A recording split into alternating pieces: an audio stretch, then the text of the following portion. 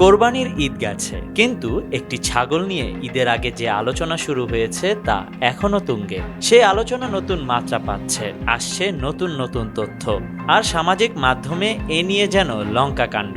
এছাড়া ইফাতের আসল পরিচয় নিয়েও জনমনে প্রশ্ন ঘুরপাক খাচ্ছে।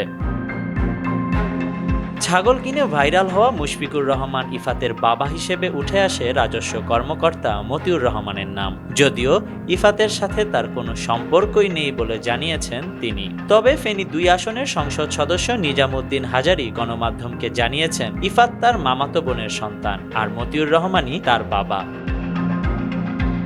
বৃহস্পতিবার নিজামুদ্দিন হাজারী বলেন, ইফাত এনবিআর সদস্য মতিউর রহমানের দ্বিতীয় পক্ষের ছেলে। ধারণা করছি রাগ করে মতিউর রহমান ইফাতের সাথে সম্পর্ক অস্বীকার করেছেন।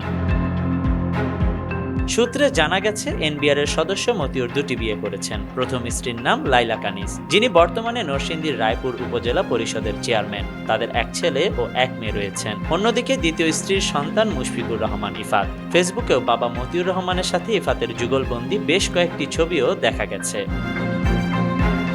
এ ঘটনার সূত্রপাত হয় ঈদের সপ্তাহখানেক আগে। ১৫ লাখ টাকা দামের ছাগল ১২ লাখ টাকায় কিনে ভাইরাল হন ইফাত। পরে জানা যায় তার বাবা রাজস্ব কর্মকর্তা। সরকারি চাকরি করে কিভাবে এত টাকা দামের ছাগল কিনলেন তা নিয়ে শুরু হয় নানা আলোচনা সমালোচনা।